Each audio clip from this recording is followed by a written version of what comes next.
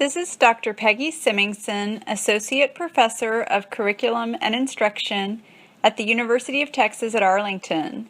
This podcast series shares success tips from faculty on academic productivity. The views shared by faculty are their own. In this podcast, Dr. Rebecca Deen, Associate Professor and Chair in Political Science, discusses knowing your pitfalls and strengths as an academic.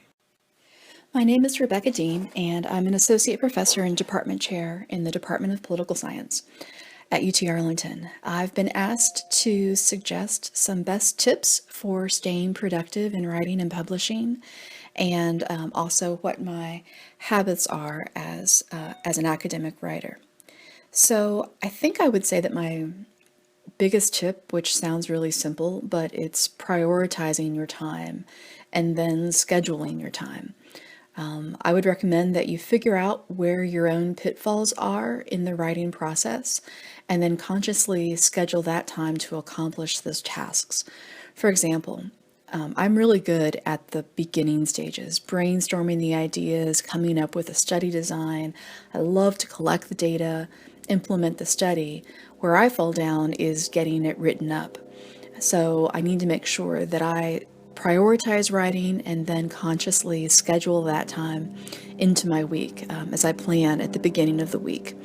And related to this, I'd say, is taking time to attend to all the stages of the research process. And especially if you are in the process of earning tenure, you're juggling multiple projects at once. And so you have to figure out where each thing is in the various stage of the process. So are you at the design and reading stage? Are you at the implementation stage, collecting of the data, writing, etc.?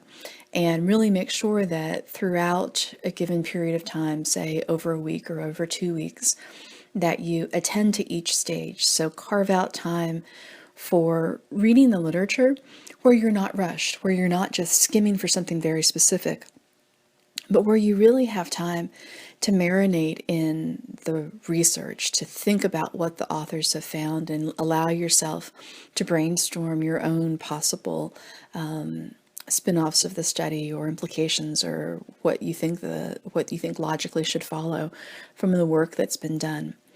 And then on the back end, seek out conferences where you can present your work because that'll give you a concrete deadline.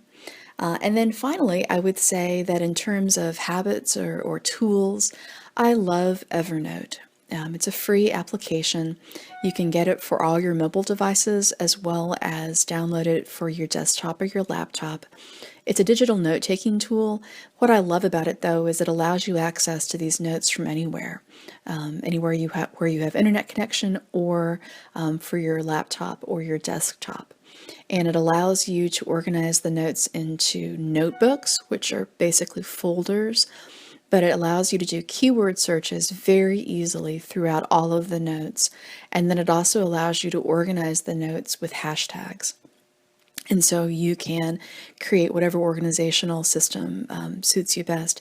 And there's actually been quite a few articles written about this, and there are some YouTube tutorials as well. So I'd recommend Googling Evernote. And I use the free version. There's a paid version, but I have found that the free version works for me just fine. So in conclusion, I would say figure out where your pitfalls are. Make time to prioritize the things that you know that you're weakest in. Consciously schedule them into your planning for the week. And make sure you attend to every stage of the research process from design through data collection and implementation of your study all the way through to writing, and then find yourself a good tool, whether it's a digital tool or a system on paper and good old-fashioned paper and pencil. Those would be my recommendations.